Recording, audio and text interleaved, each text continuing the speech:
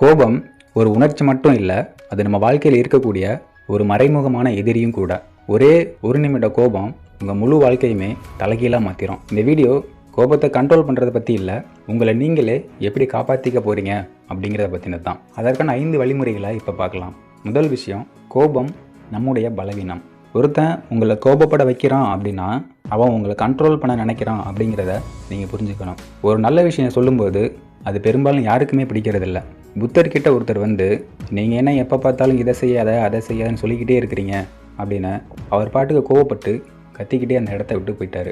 அப்போ புத்தர் அமைதியாக இருந்தாலும் கூட இருக்க சிஷ்யனுக்கு கோபம் வந்து, அவர் திட்டும்போது நீங்கள் அமைதியாகவே இருக்கிறீங்க அப்படின்னு புத்தரை பார்த்து கேட்டார். அப்போது புத்தர் அந்த பையன்கிட்ட, ஒருத்தர் உனக்கு பரிசு கொடுக்கும்போது அதை நீ வாங்காமல் இருந்தால் அது யாருக்கு சொந்தம் அப்படின்னு கேட்டதும், அதை யார் கொண்டு வந்தாங்களோ அவங்களுக்கு தான் சொந்தம் அப்படின்னு அந்த பையன் சொன்னான். அதே மாதிரி தான் நானும். அவர் திட்டும்போது அவர் சொன்ன எதையுமே நான் காது கொடுத்து கேட்கல. அவரை எப்படி திட்டிக்கிறாரு அப்படின்னு பார்த்துக்கிட்டு இருந்தேன் அப்படின்னு சொல்லி புரிய வைக்கிறாரு.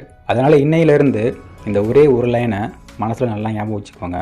எனது கோபம் எனது சக்தி இல்லை, அது எனக்கான சோதனை அப்படிங்கிறத நீங்கள் எப்போவுமே மறக்காதீங்க. இது வரைக்கும் கோபம் ஏன் நம்முடைய பலவீனம் அப்படின்னு பார்த்தோம். ஆனால் கோபம் வந்தால் உடனே நாம் என்ன பண்ணணும்? அதற்கான 2வது ரகசியம் 10 செகண்ட் சைலண்ட். கோபம் வரும்போது நம்ம பண்ணக்கூடிய மிகப்பெரிய தவறு என்ன தெரியுமா?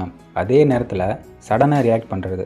அந்த நேரத்தில் நீங்கள் சொல்லக்கூடிய வார்த்தைகள் உங்கள் முன்னாடி இருக்கிறவங்களையும் சரி உங்களையும் சரி ரொம்பவே பாதிக்கும். அதனால தான் கோபம் வந்த உடனே 10 செகண்ட் அமைதியாக இருக்கிறது ரொம்பவே நல்லது. அது மட்டும் இல்லை, அந்த 10 வினாடி மௌனம் தான் அதுக்கப்புறம் வரக்கூடிய 10 வருஷ பிரச்சனையை கூட தவிர்க்கிறதுக்கு ஒரு வழியாக இருக்கும்.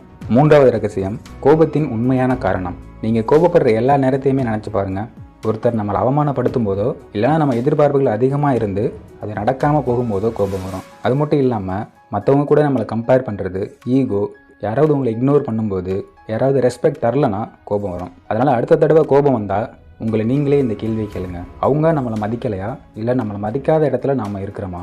இந்த ஒரு கேள்வி உங்களுடைய எல்லா கோபத்திற்கும் சிறந்த பதிலாக இருக்கும். 4வது விஷயம், கோபம் வரும்போது நம்மளுடைய இதயம் வேகமாக துடிக்க ஆரம்பிக்கும், மூச்சு வேகமாகும், கையெல்லாம் நடுங்கி வார்த்தைகள் தடுமாறும். அதனால் ஒன்று நம்ம அந்த இடத்துல அமைதியாக இருக்க கற்றுக்கணும், இல்லை அந்த இடத்த விட்டு விலகி போகணும். இது எல்லாத்துக்குமே நீ தான் காரணம் அப்படின்னு நம்மளால் ஒரே செகண்டில் சொல்ல முடியும். ஆனால் நம்ம சொல்லக்கூடிய வார்த்தை மற்றவங்களை எந்த அளவுக்கு பாதிக்கும் அப்படிங்கிறத நாம் ஒரு செகண்டாவது யோசித்து பார்க்கணும்.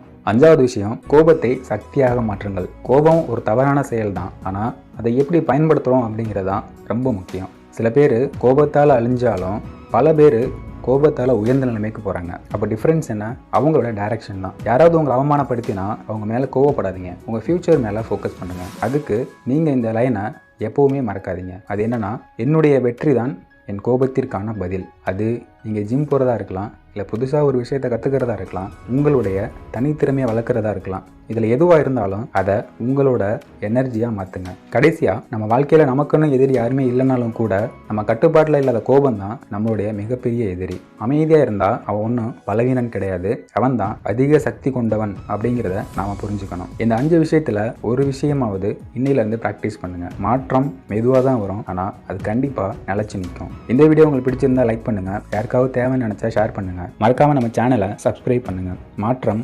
உங்களிடமிருந்தே ஆரம்பமாகின்றது.